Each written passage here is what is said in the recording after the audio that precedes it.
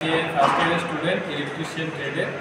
আজকে আমরা দেখাচ্ছি হচ্ছে হাইড্রোমিটারে প্রথমে থাকে হচ্ছে অ্যাসিড প্রুফ রাবার বাল্ব, আর লাস্টে যেটা থাকে হচ্ছে রাবার টিউব।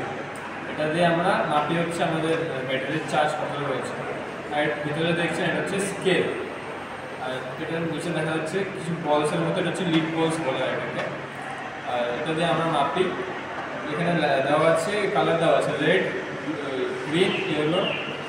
আর এখানে এক একটা ব্যাটারিকে মানে চার্জ দেখা কতটা কী থাকে চার্জ। খবর করে আছে হচ্ছে যেটা রেড, এটা হচ্ছে 1140 থেকে 1140, এটা হচ্ছে রেড দিয়ে দেখানো হয়। এটা দিয়ে আমরা হচ্ছে বুঝি হচ্ছে রেড, মানে একদম ডেড সেল। তারপরে যে আছে সেটা হচ্ছে গ্রিনটা আমরা থাকি হচ্ছে 1140 থেকে 1240-এর মধ্যে। আর এটা দিয়ে আমরা বুঝি হচ্ছে এটা হাফ চার্জ হয়েছে ব্যাটারি। তারপর লাস্টে দেখা হচ্ছে ইয়েলোতে কত হচ্ছে 1240 থেকে 1280 অবধি।